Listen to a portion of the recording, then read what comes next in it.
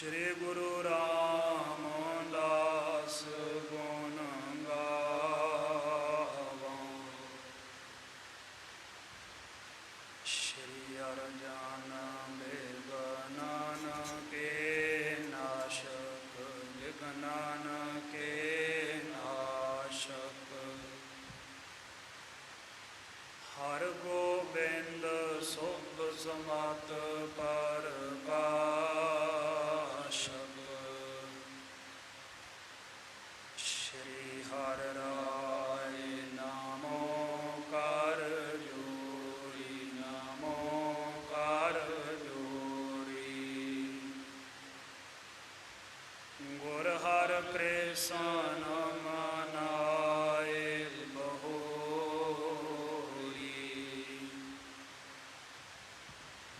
तेग बहादुर परम कृपाला, परम कृपाला। श्री गुरु गोबिंद सिंह विसाला। तारा तारा पर पुन पुन सीसा, पुन पुन सीसा। बंदो बार बार जगदीसा।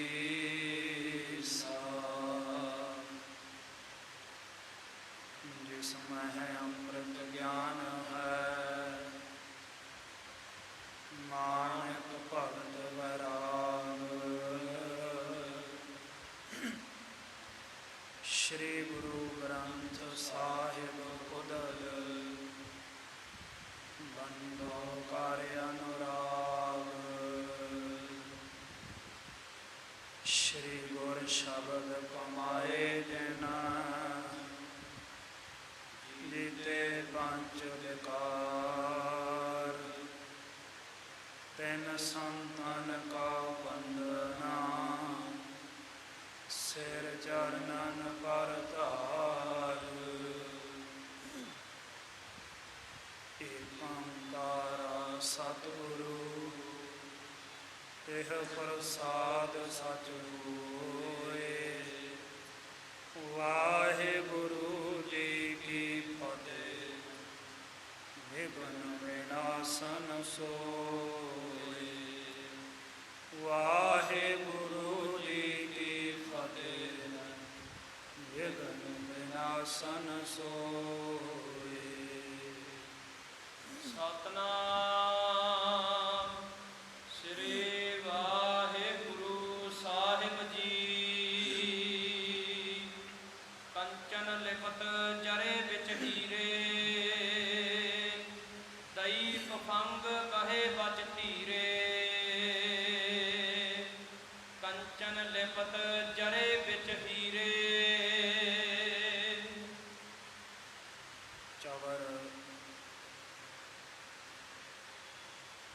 शतर तख्त के मालक, गुरता गद्दी उपर सुभायमान दसां पातशाहियां दे आत्मिक स्वरूप। जुगो जुग अटल, गरीब नवाज जाहरा जहूर, हाजरा हजूर। सरवरे कायनात दो जहान वाली। धन धन धन श्री गुरु ग्रंथ साहिब सच्चे पातशाह जी दी परम पवित्र हजूरी अंदर। दल भंजन गुर सूरमा, बड़ जोधा बहु पारे उपकारी। मेरी पेरी दे मालक सतगुरु, धन धन श्री गुरु हरगोबिंद साहिब जी दे मुबारक चरण छो प्राप्त। गुर इतिहासक स्थान गुरुद्वारा श्री गुरुसर साहिब विखे ਸੰਧਿਆ ਦੇ ਸ਼ੁਭ ਪਵਿੱਤਰ ਦੀਵਾਨਾਂ ਦੇ ਵਿੱਚ ਹਾਜ਼ਰੀਆਂ ਲਵਾ ਰਹੀ ਨਤਮਸਤਕ ਹੋ ਰਹੀ ਸਮੂਹ ਗੁਰੂ ਕੀ ਸੰਗਤ ਜੀ, ਵਡਭਾਗੀ ਹਾਂ ਜੋ ਸਤ ਸੰਗਤ ਦੇ ਰਾਹੀਂ ਸਵਾਸਾਂ ਨੂੰ ਸਫਲ ਕਰਨ ਦਾ ਉਦਮ ਧਾਰਿਆ ਹੈ। ਆਪ ਸਰਬੱਤ ਸੰਗਤਾਂ ਨੇ ਸ਼ਾਮ ਤੋਂ ਸਤਿਗੁਰਾਂ ਦੇ ਅੰਮ੍ਰਿਤ ਦਰਸ਼ਨ ਦੀਦਾਰ, ਗੁਰਬਾਣੀ ਦੇ ਪਾਵਨ ਪਵਿੱਤਰ ਸ਼ਬਦਾਂ ਦੇ ਕੀਰਤਨ, ਸੋਦਾਰੋ ਸ੍ਰੀ ਰਹਿਰਾਸ ਸਾਹਿਬ ਜੀ ਦੇ ਜਾਪ ਸ਼ਰਵਣ ਕਰਕੇ ਲਾਭ ਖੱਟਿਆ, ਸ਼੍ਰੀ ਮੁਖਵਾਕ ਪ੍ਰਾਪਤ ਕੀਤੇ। ਸਮਾਂ ਹੈ ਸਤਿਗੁਰਾਂ ਦੇ ਪਾਵਨ ਪਵਿੱਤਰ ਇਤਿਹਾਸ ਦੀ ਚੱਲ ਰਹੀ ਲੜੀਵਾਰ ਕਥਾ ਵਿਚਾਰ ਦਾ। ਸੋ ਆਓ ਪਾਵਨ ਪਵਿੱਤਰ ਸਤਿਗੁਰਾਂ ਦੇ ਜੀਵਨ ਕੌਤਕਾਂ ਦੀ ਵਿਚਾਰ ਆਰੰਭ ਕਰਨ ਤੋਂ ਪਹਿਲਾਂ ਗੁਰੂ ਬਖਸ਼ਿਸ਼ ਗੁਰੂ ਫਤਿਹ ਵਿੱਚ ਸਾਂਝ ਪਾਓ, ਰਸਨਾ ਸਫਲਾਓ, ਬੁਲੰਦ ਆਵਾਜ਼ ਵਿੱਚ ਬੁਲਾਓ ਜੀ। ਵਾਹਿਗੁਰੂ ਜੀ ਕਾ ਖਾਲਸਾ, ਵਾਹਿਗੁਰੂ ਜੀ ਕੀ ਫਤਿਹ। ਲੜੀ ਜੋੜਨ ਦੇ ਵਾਸਤੇ ਕੱਲ੍ਹ ਵਾਲਾ ਪ੍ਰਸੰਗ ਸੰਖੇਪ ਟੂਕ ਮਾਤਰ ਦੁਹਰਾ ਲਈਏ। ਗਰੀਬ ਨਵਾਜ ਗੁਰੂ ਹਰਗੋਬਿੰਦ ਸਾਹਿਬ ਸੱਚੇ ਪਾਤਸ਼ਾਹ ਦੇ ਉੱਪਰ ਬਾਦਸ਼ਾਹ ਸ਼ਾਹਜਹਾਂ ਨੇ ਚੜ੍ਹਾਈ ਕਰਨ ਦਾ, ਜੰਗ ਲੜਨ ਦਾ ਪੂਰਾ ਮਨ ਬਣਾ ਲਿਆ ਹੈ ਔਰ ਇਸ ਦੇ ਲਈ ਇਸ ਨੇ ਆਪਣੇ ਦੀਵਾਨ ਆਮ ਖਾਸ ਜੋ ਇਸ ਦਾ ਮਹਿਲ ਹੈ, ਜੋ ਇਸ ਦੀ ਸਭਾ ਹੈ, ਉੱਥੇ ਆਪਣੇ ਸਾਰੇ ਨਿੱਕੇ ਮੋਟੇ ਅਹਿਲਕਾਰ, ਵਜ਼ੀਰ, ਮਨਸਬਦਾਰ ਇਸ ਨੇ ਬੁਲਾਏ ਔਰ ਹੁਕਮ ਕੀਤਾ ਕਿ ਮੇਰਾ ਸਾਰਾ ਤੋਪਖਾਨਾ ਸਤਿਗੁਰਾਂ ਦੇ ਉੱਪਰ ਚੜ੍ਹਾਈ ਕਰਕੇ ਜਾਏਗਾ।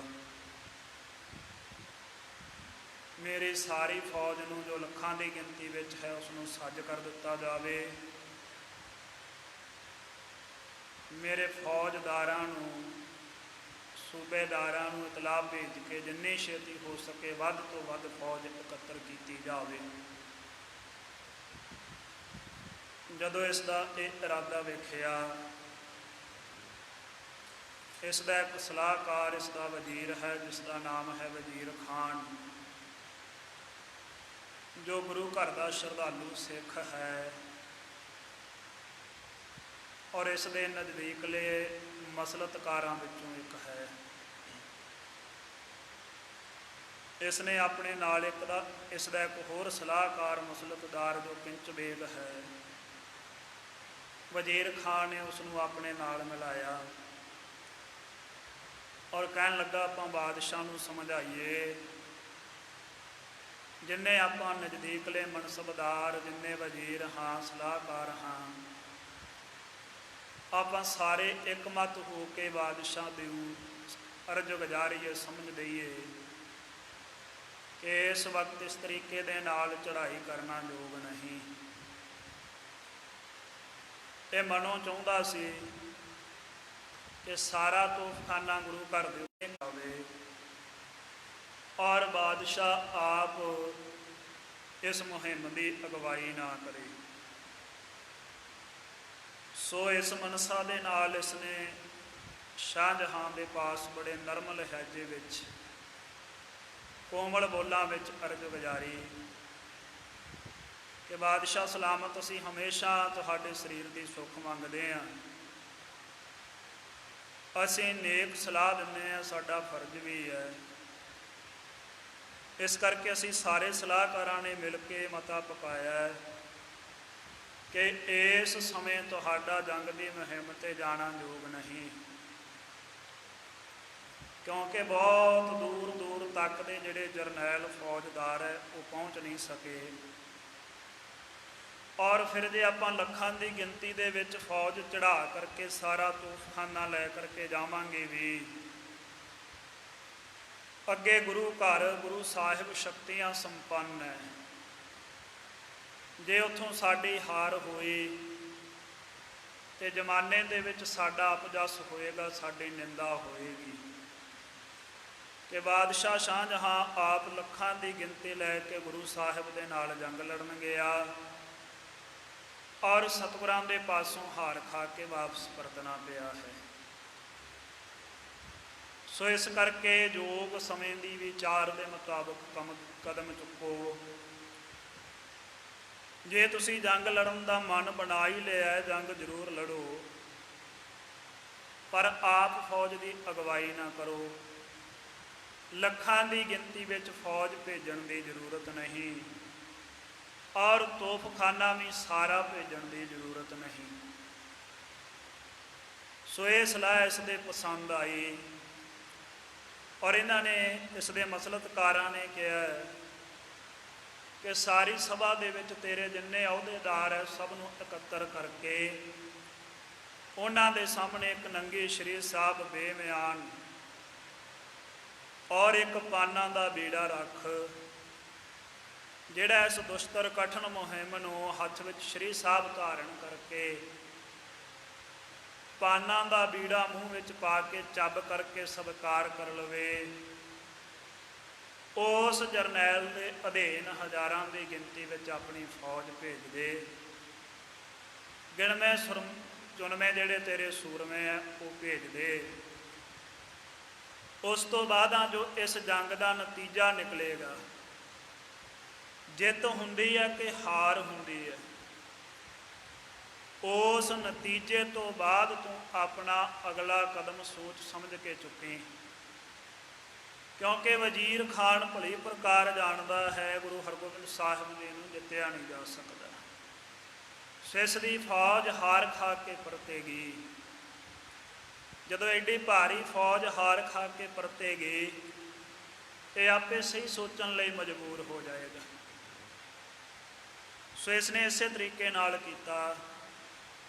ਇਸ ਦੀ ਰੱਖੀ ਹੋਈ ਬੇਮਿਆਨੀ ਸ਼੍ਰੀ ਸਾਹਿਬ ਔਰ ਪਾਨਾਂ ਦਾ ਬੀੜਾ, ਇਸ ਦਾ ਇੱਕ ਕਾਬਲ ਦਾ ਲਾਹੌਰ ਦਾ ਸੂਬੇਦਾਰ ਹੈ ਬੜਾ ਬਲੀ, ਜਿਸ ਦਾ ਨਾਮ ਲਲਾ ਬੇਗ ਹੈ। ਔਰ ਇਸੇ ਨੇ ਸਤਿਗੁਰਾਂ ਦੇ ਦਿਲਬਾਗ ਘੋੜੇ ਨੂੰ ਜ਼ਬਤ ਕਰਨ ਦਾ ਬਾਦਸ਼ਾਹ ਨੂੰ ਇਹ ਸਾਰਾ ਮਸ਼ਵਰਾ ਚਿੱਠੀ ਦੇ ਰਾਹੀਂ ਦਿੱਤਾ ਸੀ। ਸੋ ਸਤਿਗੁਰਾਂ ਨੇ ਇਸ ਦੀ ਮੱਤ ਪ੍ਰੇਰੀ। ਇਸ ਨੇ ਉੱਠ ਕਰਕੇ ਮੁਹਿੰਮ ਸਵੀਕਾਰ ਕੀਤੀ, ਬੇਮਿਆਨ ਸ਼੍ਰੀ ਸਾਹਿਬ ਹੱਥ ਵਿੱਚ ਧਾਰਨ ਕੀਤੀ ਔਰ ਪਾਨਾਂ ਦਾ ਬੀੜਾ ਚਬਾ ਲਿਆ ਹੈ। ਇਹ ਗੱਲ ਵੇਖ ਕੇ ਬਾਦਸ਼ਾਹ ਇਸ ਦੀ ਹੌਸਲਾ ਅਫਜ਼ਾਈ ਕਰਦਾ, ਇਸ ਨੂੰ ਸਰੋਪੇ ਦੇ ਕਰਕੇ ਨਵਾਜ ਰਿਹਾ ਹੈ। ਇੱਥੋਂ ਤੱਕ ਆਪਾਂ ਕੱਲ੍ਹ ਪ੍ਰਸੰਗ ਸ਼ਰਵਣ ਕੀਤਾ ਸੀ। ਅੱਗੇ ਜਿਸ ਤਰੀਕੇ ਨਾਲ ਗੁਰੂ ਇਤਿਹਾਸ ਦੀ ਵਿਚਾਰ ਆ ਰਹੀ ਹੈ, ਆਓ ਮਨ ਚਿੱਤ ਬਿਰਤੀਆਂ ਇਕਾਗਰ ਕਰਕੇ ਸਤਿਗੁਰਾਂ ਦੇ ਪਾਵਨ ਪਵਿੱਤਰ ਇਤਿਹਾਸ ਨਾਲ ਜੁੜੀਏ ਜੀ। ਸਤਨਾਮ ਸ੍ਰੀ ਵਾਹਿਗੁਰੂ ਸਾਹਿਬ ਜੀ। ਕੰਚਨ ਲਿਪਤ ਜਰੇ ਵਿੱਚ ਹੀਰੇ। ਇਸ ਤਰੀਕੇ ਦਾ ਸਰੋਹ ਪਾਓ। ਇਸ ਨੂੰ ਇਸ ਨੇ ਬਖਸ਼ਿਆ ਬਾਦਸ਼ਾਹ ਸ਼ਾਹਜਹਾਂ ਨੇ, ਜਿਹਦੇ ਵਿੱਚ ਕੰਚਨ ਸੋਨੇ ਦੀ ਕਢਾਈ ਕੀਤੀ ਹੋਈ ਹੈ ਔਰ ਨਾਲ ਵਿੱਚ ਇਸ ਸਰੋਪਾਓ ਦੇ ਹੀਰੇ ਜੜੇ ਹੋਏ ਆ ਬੜੇ ਕੀਮਤੀ। ਦਈ ਤੁਫੰਗ ਕਹੇ ਬਚ ਧੀਰੇ। ਇੱਕ ਬਹੁਤ ਸੁੰਦਰ ਬੰਦੂਕ ਇਸ ਨੂੰ ਬਖਸ਼ਿਸ਼ ਕੀਤੀ ਹੈ ਬਾਦਸ਼ਾਹ ਸ਼ਾਹਜਹਾਂ ਨੇ ਸਰੋਪੇ ਵਜੋਂ, ਔਰ ਇਸ ਨੂੰ ਧੀਰਜ ਦੇ ਬਚਨ ਕਹੇ ਆ ਵੀ ਹੌਸਲਾ ਰੱਖ, ਤੂੰ ਬਹੁਤ ਦਲੇਰ ਹੈ, ਤੇਰੀ ਬਹਾਦਰੀ ਤੇ ਮੈਨੂੰ ਸ਼ੱਕ ਨਹੀਂ, ਤੂੰ ਇਹ ਮੁਹਿੰਮ ਸਵੀਕਾਰ ਕਰਕੇ ਆਪਣੇ ਆਪ ਨੂੰ ਬੜਾ ਬਹਾਦਰ ਸਾਬਿਤ ਕਰ ਦਿੱਤਾ ਹੈ। ਵੈਸੇ ਵੀ ਇਹ ਜਿਹੜਾ ਲਲਾ ਬੇਗ ਸੀ, ਇਸ ਨੇ ਮੁਗਲ ਸਾਮਰਾਜ ਵੱਲੋਂ ਬੜੀਆਂ ਕਠਨ ਜੰਗਾਂ ਲੜੀਆਂ ਸੀ, ਦੁਸ਼ਤਰ ਜੰਗਾਂ। ਰਾਜਪੂਤ ਇਤਿਆਦਿਕ ਮਰਾਠਿਆਂ ਦੇ ਨਾਲ ਇਹਨਾਂ ਮੁਗਲਾਂ ਦੀਆਂ ਜੰਗਾਂ ਚੱਲਦੀਆਂ ਰਹਿੰਦੀਆਂ ਸਨ। ਇਹਨਾਂ ਭਾਰੀ ਜੰਗਾਂ ਦੇ ਵਿੱਚੋਂ ਇਸ ਨੇ ਜਿੱਤਾਂ ਪ੍ਰਾਪਤ ਕਰਕੇ ਬਾਦਸ਼ਾਹ ਦਾ ਵਿਸ਼ਵਾਸ ਜਿੱਤਿਆ ਸੀ, ਵਿਸ਼ਵਾਸ ਪਾਤਰ ਬਣਿਆ ਸੀ। ਔਰ ਲਾਹੌਰ ਵਾਲੇ ਪਾਸੇ ਵੀ ਗਜਨਵੀ ਤੇ ਆਦਿਕ ਜਿਹੜੇ ਪਠਾਨ ਹੈ ਬੜੇ ਦਲੇਰ ਹੈ। ਸੋਧਰਲੇ ਬੰਨੇ ਵੀ ਰਾਜ ਕਾਇਮ ਰੱਖਣਾ, ਸੂਬੇਦਾਰੀ ਕਾਇਮ ਰੱਖਣੀ ਬੜੀ ਕਠਿਨ ਕਾਰਜ, ਔਖੀ ਗੱਲ ਹੈ। ਸੋ ਇਹ ਸਾਰੀਆਂ ਔਖੀਆਂ ਮੁਸ਼ਕਲ ਘੜੀਆਂ ਦੇ ਵਿੱਚੋਂ ਲੰਘ ਕੇ ਆਪਣੇ ਆਪ ਨੂੰ ਸਾਬਤ ਕਰਕੇ ਸੂਬੇਦਾਰ ਬਣਿਆ ਸੀ। ਬੜਾ ਦਲੇਰ ਸੀ, ਯੋਧਾ ਸੀ। ਸੋ ਇਸ ਕਰਕੇ ਇਸ ਦੀ ਹੋਰ ਹੌਸਲਾ ਅਫਜ਼ਾਈ ਬਾਦਸ਼ਾਹ ਸ਼ਾਹਜਹਾਂ ਨੇ ਕੀਤੀ। ਇਹਦਾ ਇੱਕ ਕਾਰਨ ਇਹ ਵੀ ਹੈ ਕਿਉਂਕਿ ਬਾਕੀਆਂ ਨੇ ਕਿਸੇ ਨੇ ਬੀੜਾ ਨਹੀਂ ਸੀ ਚੁੱਕਿਆ, ਕਿਸੇ ਨੇ ਸ਼੍ਰੀ ਸਾਹਿਬ ਨਹੀਂ ਸੀ ਚੁੱਕੇ। ਸਾਹਮਣੇ ਸ਼੍ਰੀ ਗੁਰੂ ਹਰਗੋਬਿੰਦ ਸਾਹਿਬ ਸੱਚੇ ਪਾਤਸ਼ਾਹ ਦਾ ਨਾਮ ਸੁਣ ਕੇ ਇਸ ਦੇ ਵੱਡੇ ਵੱਡੇ ਵਜ਼ੀਰ, ਜੰਗਜੂ ਯੋਧੇ ਜਿਹੜੇ ਇਸ ਦੇ ਜਰਨੈਲ ਸੀ, ਸਭ ਨੀਵੀਆਂ ਪਾ ਗਏ ਸਨ। ਸਤਿਗੁਰਾਂ ਤੋਂ ਸਾਰੇ ਹੀ ਭੈ ਖਾਂਦੇ ਸੀ। ਸੋ ਇਸ ਨੇ ਬੀੜਾ ਚੁੱਕਿਆ, ਮੁਹਿੰਮ ਚੁੱਕੀ ਹੈ। ਇਸ ਕਰਕੇ ਇਸ ਦੀ ਹੌਸਲਾ ਅਫਜ਼ਾਈ ਕਰ ਰਿਹਾ ਹੈ ਬਾਦਸ਼ਾਹ ਸ਼ਾਹਜਹਾਂ। ਬਹੁ ਮੋਲਾ ਇੱਕ ਦਿਓ ਤੁਰੰਗ, ਇੱਕ ਬੜੇ ਮਹਿੰਗੇ ਮੁੱਲ ਦਾ ਇਸ ਨੂੰ ਸਵਾਰੀ ਕਰਨ ਦੇ ਲਈ ਘੋੜਾ ਵੀ ਦਿੱਤਾ। ਕੰਚਨ ਕਟਕ ਜਵਾਹਰ ਸੰਗ, ਔਰ ਇਹ ਕੜੇ ਦਿੱਤੇ ਆ ਇਸ ਦੇ ਤਾਈ ਹੱਥਾਂ ਵਿੱਚ ਪਾਉਣ ਦੇ ਲਈ, ਜਿਹੜੇ ਜਵਾਹਰਾਂ ਦੇ ਨਾਲ ਜੜੇ ਹੋਏ ਆ, ਸੋਨੇ ਦੇ ਬਣੇ ਹੋਏ। ਕਲਗੀ ਜਗਾ ਬਖਸ਼ ਕਰ ਦੀਨ, ਸਿਰ ਤੇ ਸਜਾਉਣ ਲਈ ਜਗ੍ਹਾ ਦਿੱਤੀ, ਉੱਪਰ ਦੀ ਧਾਰਨ ਕਰਨ ਵਾਸਤੇ ਇਸ ਨੂੰ ਕਲਗੀ ਵੀ ਦੇ ਦਿੱਤੀ ਹੈ। ਐਸਾ ਮਾਣ ਕੀਤਾ, ਇਸ ਦਾ ਸਤਿਕਾਰ ਕੀਤਾ ਬਾਦਸ਼ਾਹ ਨੇ। ਇਤ ਸੰਗਰ ਕੇ ਹਰਖਤ ਕੀਨ, ਜੰਗ ਲੜਨ ਦੇ ਵਾਸਤੇ ਇਉਂ ਇਸ ਦਾ ਉਤਸ਼ਾਹ ਸੀ ਨਾ ਜਿਹੜਾ ਉਹ ਦੂਣਾ ਚੌਣਾ ਕਰਤਾ। ਇਹ ਕੀਮਤੀ ਚੀਜ਼ਾਂ ਦਿੱਤੀਆਂ ਹਨ ਇਸ ਦੇ ਤਾਈਂ। ਕਹੇ ਉਹ ਸ਼ਾਹ ਲੀਜੈ ਦਲ ਭਾਰੇ, ਬਾਦਸ਼ਾਹ ਨੂੰ ਇਹ ਬਖਸ਼ਿਸ਼ਾਂ ਕਰਕੇ ਕਹਿਣ ਲੱਗਾ ਹੁਣ ਭਾਰੀ ਦਲ, ਜਿਹੜੀ ਗਿਣਤੀ ਦੇ ਵਿੱਚ ਬਹੁਤ ਗਿਣਤੀ ਵਿੱਚ ਫੌਜ ਹੈ, ਆਪਣੇ ਨਾਲ ਕਰ ਲੈ। ਜਾਨ ਨਾ ਦੀਜੈ ਬਿਨ ਅਰ ਮਾਰੇ, ਪਰ ਹੁਣ ਜੰਗ ਦੇ ਵਿੱਚੋਂ ਬਿਨਾਂ ਵੈਰੀ ਦਾ ਵਿਨਾਸ਼ ਕੀਤੇ ਉਸ ਨੂੰ ਭੱਜਣ ਨਹੀਂ ਦੇਣਾ, ਜਾਣ ਨਹੀਂ ਦੇਣਾ। ਇਹ ਗੱਲ ਮੇਰੀ ਪਕਿਆਈ ਦੇ ਨਾਲ ਲੜ ਬੰਨ ਲੈ ਆਪਣੇ। ਜੇ ਗੁਰ ਕਹੇ ਉਹ ਜਾਏ ਤਾਉ ਆਛੋ, ਜੇ ਤਾਂ ਸਤਿਗੁਰੂ ਸਾਹਿਬ ਜੰਗ ਦੇ ਵਿੱਚ ਫੜੇ ਜਾਣ, ਕੈਦ ਕਰ ਲਏ ਜਾਣ ਤਾਂ ਬੜੀ ਚੰਗੀ ਗੱਲ ਹੈ। ਪੁਨ ਮਾਰਨ ਕੋ ਨਾਹਿਨ ਬਾਂਛੋ, ਜੇ ਕੈਦ ਵਿੱਚ ਆ ਗਏ ਫਿਰ ਜਾਨੋਂ ਮਾਰਨ ਦੀ ਕੋਸ਼ਿਸ਼ ਨਹੀਂ ਕਰਨੀ ਸਤਿਗੁਰਾਂ ਦੇ ਤਾਈਂ। ਐਸੇ ਬਚਨ ਬੋਲਦਾ ਮੰਦੇ ਮੱਤ ਵਾਲਾ, ਸਤਿਗੁਰਾਂ ਦਾ ਸਰੀਰਕ ਨੁਕਸਾਨ ਲੋਚਦਾ ਹੈ। ਆਪਣੀ ਫੌਜ ਤੇ ਔਰ ਆਪਣੇ ਜਰਨੈਲਾਂ ਤੇ ਮਾਣ ਕਰਦਾ ਨਾ, ਹੰਕਾਰ ਕਰਦਾ ਬਹੁਤ ਭਾਰੀ। ਇਸ ਕਰਕੇ ਕਹਿੰਦਾ ਜੇ ਫੜੇ ਗਏ ਫਿਰ ਮਾਰਨ ਦੀ ਕੋਸ਼ਿਸ਼ ਨਾ ਕਰਿਓ। ਜਹੂੰ ਔਰ ਤੇ ਲੀਜੈ ਘੇਰ, ਫਿਰ 4 ਚੁਫੇਰਿਆਂ ਤੋਂ ਸਤਿਗੁਰੂ ਸਾਹਿਬ ਜੀ ਦੇ ਤਾਈਂ ਘੇਰਾ ਪਾ ਲਿਓ ਤੁਸੀਂ। ਕਹਿ ਲੀਜੈ ਮਿਲ ਕੇ ਇੱਕ ਬੇਰ, ਔਰ ਇੱਕ ਵਾਰੀ ਮਿਲ ਕਰਕੇ ਸਾਰੇ ਸਤਿਗੁਰਾਂ ਨੂੰ ਕੈਦ ਵਿੱਚ ਪਾ ਲੈਣਾ, ਪਕੜ ਲੈਣਾ ਹੈ, ਬੰਦੀ ਬਣਾ ਲੈਣਾ ਹੈ। ਜੇ ਆਨੈ ਮਨ ਸਭ ਲਿਹੁ ਦੂਨਾ, ਜੇ ਇਸ ਤਰੀਕੇ ਨਾਲ ਸਤਿਗੁਰਾਂ ਨੂੰ ਤੂੰ ਲੈ ਕੇ ਆ ਗਏ ਹੋਣਾ ਮੇਰੇ ਪਾਸ ਕੈਦੀ ਬਣਾ ਕੇ, ਜਿੰਨਾ ਪਹਿਲਾਂ ਤੇਰੀ ਸੂਬੇਦਾਰੀ ਆ ਤੇਰੇ ਪਾਸ, ਉਦੋਂ ਤੇਰਾ ਮਨਸਬ ਮੈਂ ਦੂਣਾ ਕਰ ਦਿਆਂਗਾ। ਤੇਰੀ ਸੂਬੇਦਾਰੀ ਦੁੱਗਣੇ ਰਾਜ ਤੇ ਹੋਏਗੀ ਪਹਿਲਾਂ ਨਾਲੋਂ। ਜਿੰਨੀ ਪਹਿਲੀ ਜਗ੍ਹਾ ਤੇਰੀ ਸੂਬੇਦਾਰੀ ਹੈ ਉਹ ਤੇ ਹੈ ਹੀ ਹੈ, ਓਨੀ ਹੋਰ ਜਗ੍ਹਾ ਦਾ ਤੇਰੇ ਤਾਈਂ ਮੈਂ ਮਾਲਕ ਬਣਾ ਦਿਆਂਗਾ। ਅਬ ਤੇ ਕਰਹੁ ਮਾਨ ਚਉਨਾ, ਔਰ ਜਿੰਨਾ ਹੁਣ ਤੇਰਾ ਸਭਾ ਵਿੱਚ ਮੈਂ ਮਾਣ ਕੀਤਾ ਹੈ ਨਾ ਸਰੂਪਾ ਦੇ ਕੇ, ਇਹਦੇ ਨਾਲੋਂ 4 ਗੁਣਾ ਮਾਣ ਤੇਰਾ ਕਰਾਂਗਾ ਜੇ ਤੂੰ ਜਿੱਤ ਕੇ ਸਤਿਗੁਰਾਂ ਨੂੰ ਬੰਦੀ ਬਣਾ ਕੇ ਲੈ ਕੇ ਆ ਗਿਆ ਮੇਰੇ ਪਾਸ। 4 ਗੁਣਾ ਵਧੇਕ ਹੋਰ ਬਖਸ਼ਿਸ਼ਾਂ, ਹੋਰ ਮਾਨ ਸਤਿਕਾਰ ਤੇਰੇ ਤਾਈਂ ਪ੍ਰਾਪਤ ਹੋਏਗਾ। ਭਾਜ ਨਾ ਜਾਏ ਕਹੂੰ ਲੈ ਘੋਰੇ, ਇਸ ਕਰਕੇ ਖਿਆਲ ਰੱਖੀ ਪਰ ਵਿਸ਼ੇਸ਼, ਕਿਤੇ ਮੇਰੇ ਘੋੜੇ ਲੈ ਕੇ ਸਤਿਗੁਰੂ ਭੱਜ ਨਾ ਜਾਣ, ਉਸ ਜਗ੍ਹਾ ਤੋਂ ਕਿਤੇ ਆਸੇ ਪਾਸੇ ਨਾ ਹੋ ਜਾਣ। ਪਰ ਹੋ ਅਚਾਨਕ ਰਣ ਕਰ ਘੋਰੇ, ਅਚਾਨਕ ਪੈ ਜਾਓ ਜਾ ਕਰਕੇ ਸਤਿਗੁਰਾਂ ਦੇ ਉੱਪਰ, ਔਰ ਭਿਆਨਕ ਜੰਗ ਮਚਾਓ ਸਤਿਗੁਰਾਂ ਦੇ ਨਾਲ ਜਾ ਕੇ। ਸੁਣ ਕਰ ਬੋਲਤ ਭਾਵੜ ਮਾਨੀ, ਜਦੋਂ ਬਾਦਸ਼ਾਹ ਸ਼ਾਹਜਹਾਂ ਦੀਆਂ ਇਹ ਗੱਲਾਂ ਇਸ ਨੇ ਸੁਣੀਆਂ, ਲਲਾ ਬੇਗ ਨੇ, ਇਹ ਜਿਹੜਾ ਬੜਾ ਹੰਕਾਰੀ ਹੈ, ਹੰਕਾਰ ਦੇ ਵਿੱਚ ਫੁੱਲਿਆ ਹੋਇਆ, ਕਹਿਣ ਲੱਗਾ ਫਿਰ ਉਸ ਸਮੇਂ, ਕਹਾਂ ਗੁਰੂ ਹੈ ਮਮ ਅਗਵਾਨੀ, ਕਹਿੰਦਾ ਕੀ ਹੈ ਗੁਰੂ ਸਾਹਿਬ ਮੇਰੇ ਸਨਮੁਖ, ਮੈਂ ਕੁਝ ਨਹੀਂ ਗਿਣਦਾ ਸਤਿਗੁਰਾਂ ਨੂੰ ਆਪਣੇ ਬਲ ਦੇ ਸਾਹਮਣੇ। ਏਕ ਵਾਰ ਵੀ ਹੇਰਨ ਪਾਵਾਂ, ਕਹਿੰਦਾ ਇੱਕ ਵਾਰ ਵੀ ਜੇ ਕਰਕੇ ਮੈਂ ਸਤਿਗੁਰਾਂ ਨੂੰ ਮੇਰੇ ਸਾਹਮਣੇ ਵੇਖ ਲਿਆ ਨਾ, ਜੇ ਮੇਰੇ ਅੱਗੇ ਆ ਗਏ ਕਿਤੇ ਮੇਰੀ ਨਜ਼ਰ ਪੈ ਗਏ, ਕਹਿ ਲੈ ਹਾਂ ਜੀਵਤ ਨਤ ਘਾਵਾਂ। ਉਸੇ ਸਮੇਂ ਜਾਂ ਤਾਂ ਮੈਂ ਜੀਵਤ ਪਕੜ ਲਾਂਗਾ ਸਤਿਗੁਰਾਂ ਦੇ ਤਾਈ, ਤੇ ਜਾਂ ਕਹਿੰਦਾ ਜੇ ਜੀਵਤ ਨਾ ਫੜ ਸਕਿਆ ਤੇ ਫਿਰ ਸਤਿਗੁਰਾਂ ਦਾ ਸਰੀਰਕ ਨੁਕਸਾਨ ਜ਼ਰੂਰ ਕਰ ਦਿਆਂਗਾ। ਭਾਵ ਬੰਦੇ ਮਤ ਬੋਲਦਾ ਵੀ ਮੈਂ ਸਤਿਗੁਰਾਂ ਦੇ ਤਾਈ ਜਾਨੋਂ ਮਾਰ ਦਿਆਂਗਾ।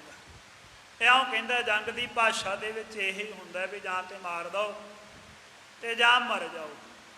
ਇਹ ਕਹਿੰਦਾ ਜੇ ਮੇਰੇ ਸਾਹਮਣੇ ਇੱਕ ਵਾਰੀ ਮੇਰੀਆਂ ਨਜ਼ਰਾਂ ਦੇ ਸਾਹਮਣੇ ਆ ਜਾਣ ਸਤਿਗੁਰੂ ਸਾਹਿਬ, ਫਿਰ ਨਹੀਂ ਮੈਂ ਛੱਡਦਾ, ਜਾਂ ਤੇ ਬੰਦੀ ਬਣਾਇਆ ਜਾਣੋ ਸਤਿਗੁਰਾਂ ਦੇ ਤਾਈ, ਤੇ ਜਾਂ ਫਿਰ ਸਤਿਗੁਰਾਂ ਦਾ ਸਰੀਰਕ ਨੁਕਸਾਨ ਕੀਤਾ ਜਾਣੋ ਜਾਨੋਂ ਮਾਰ ਹੀ ਦੇਵਾਂਗਾ ਮੈਂ। ਲਲਾ ਬੇਗ ਕੋ ਭਰਾਤ ਖਰਿਓ ਹੈ। ਜਦੋਂ ਐਸੇ ਬਚਨ ਇਸਨੇ ਕੀਤੇ, ਬਾਦਸ਼ਾਹ ਨੇ 4 ਚੁਫੇਰੇ ਆਪਣੀ ਸਭਾ ਦੇ ਵਿੱਚ ਨਿਗਾਹ ਘੁਮਾਈ, ਕਿਉਂਕਿ ਜੇ ਤਸੱਲੀ ਨਹੀਂ ਨਾ ਹੋਈ ਉਸ ਦੇ ਤਾਈ, ਐਨ ਪੂਰੀ ਤਸੱਲੀ ਕਰਕੇ ਜੰਗ ਨੂੰ ਭੇਜਣਾ ਚਾਹੁੰਦਾ ਆਪਣੀ ਫੌਜ ਨੂੰ। ਉਹ ਚਾਹੁੰਦਾ ਹਰ ਹਾਲ ਅੱਗੇ 2 ਜਿਹੜੇ ਜੰਗ ਲੜੇ ਆ ਉਹਨਾਂ ਦੇ ਵਿੱਚ ਸਤਿਗੁਰਾਂ ਨੇ ਬਹਾਦਰੀ ਕੀਤੀ, ਮੇਰਾ ਅਪਜਸ ਹੋਇਆ, ਮੇਰੀ ਨਿਊਨਤਾ ਹੋਈ, ਮੈਂ ਜੰਗ ਹਾਰੇ ਹੈ, ਮੇਰੇ ਬਹੁਤ ਸਾਰੇ ਸੂਰਮੇ ਮਾਰੇ ਗਏ, ਸਵੈਦ ਕੀ ਹਰ ਹਾਲ ਮੈਨੂੰ ਫਤਿਹ ਪ੍ਰਾਪਤ ਹੋਵੇ, ਜਿੱਤ ਮਿਲ ਜਾਵੇ। ਇਸ ਕਰਕੇ ਇਸਨੇ 4 ਚੁਫੇਰੇ ਨਿਗਾਹ ਦੌੜਾਈ ਹੈ ਤੇ ਵੇਖਿਆ ਕੀ ਹੈ, ਲਲਾ ਬੇਗ ਦਾ ਇੱਕ ਭਰਾ ਇਸ ਸਭਾ ਦੇ ਵਿੱਚ ਮੌਜੂਦ ਹੈ, ਇਸ ਜਰਨੈਲ ਦਾ। ਹਜ਼ਰਤ ਕੀ ਤਬ ਦ੍ਰਿਸ਼ਟ ਪਰਿਓ ਹੈ। ਉਹ ਖੜਿਆ ਹੋਇਆ ਤਦੋਂ ਇਸ ਬਾਦਸ਼ਾਹ ਦੀ ਨਿਗਾਹ ਪੈ ਗਿਆ ਵੀ ਇਸ ਦਾ ਭਰਾ ਵੀ ਖਲੋਤਾ ਹੋਇਆ ਹੈ ਇਸ ਸਭਾ ਦੇ ਵਿੱਚ। ਕੰਬਰ ਬੇਗ ਨਾਮ ਤੇ ਹਲੀਨਾ। ਉਸ ਦਾ ਨਾਮ ਕੰਬਰ ਬੇਗ ਹੈ, ਔਰ ਕੰਬਰ ਬੇਗ ਨਾਮ ਲੈ ਕੇ ਇਸਨੇ ਆਵਾਜ਼ ਮਾਰੀ ਹੈ ਇਸ ਦੇ ਭਰਾ ਦੇ ਤਾਈ। ਦਾਨ ਮਾਨ ਦੇ ਕਰ ਸੰਗ ਕੀਨਾ। ਇਸ ਕੰਬਰ ਬੇਗ ਦੇ ਤਾਈ ਵੀ ਬੜਾ ਭਾਰੀ ਦਾਨ ਔਰ ਬੜਾ ਭਾਰੀ ਸਤਿਕਾਰ ਦੇ ਕਰਕੇ ਇਸ ਨੂੰ ਵੀ ਇਸ ਦੇ ਵੱਡੇ ਭਰਾ ਲਲਾ ਬੇਗ ਦੇ ਨਾਲ ਕਰ ਦਿੱਤਾ ਵੀ ਤੂੰ ਵੀ ਇਸ ਮੁਹਿੰਮ ਤੇ ਆਪਣੇ ਭਰਾ ਦੇ ਨਾਲ ਜਾਣਾ ਸਤਿਗੁਰਾਂ ਨੂੰ ਪਕੜਨ ਦੇ ਲਈ, ਜੰਗ ਜਿੱਤਣ ਦੇ ਲਈ। ਇਹ ਜਿਹੜਾ ਕੰਬਰ ਬੇਗ ਸੀ ਇਹ ਵੀ ਬੜਾ ਬਲੀ ਪੁਰਸ਼ ਸੀ। ਇਹ ਅੱਧਾ ਬੱਕਰਾ ਖਾ ਜਿਆ ਕਰਦਾ ਸੀ ਹਲਾਲ ਕਰਕੇ, ਔਰ ਤਕਰੀਬਨ 1 ਚਾਟੀ ਸ਼ਰਾਬ ਦੀ ਪੀ ਜਾਂਦਾ ਸੀ। ਢਾਲੇ ਨੂੰ ਇਹ ਆਪਣੇ ਹੱਥਾਂ ਦੇ ਬਲ ਦੇ ਨਾਲ ਦਬਾਅ ਦੇ ਨਾਲ ਮੋੜ ਦਿੰਦਾ ਸੀ, ਦੋਹਰਾ ਕਰ ਦਿੰਦਾ ਸੀ, ਐਡਾ ਬਲੀ ਸੀ।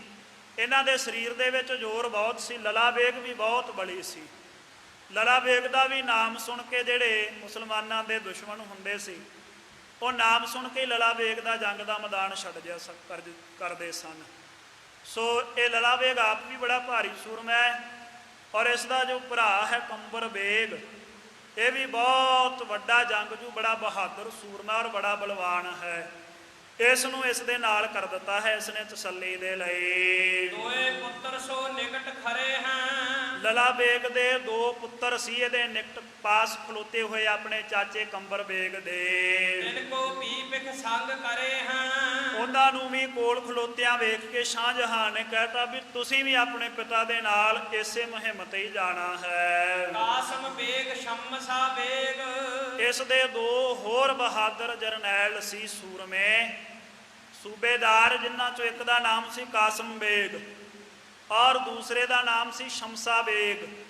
ਇਹਨਾਂ ਨੇ ਜਦੋਂ ਰਾਜਪੂਤਾਂ ਦੇ ਨਾਲ ਬਗਾਵਤ ਦੀ ਲੜਾਈ ਲੜੀ ਉਸ ਸਮੇਂ ਬੜੀ ਬਹਾਦਰੀ ਕਰਕੇ ਦਿਖਾਈ ਸੀ।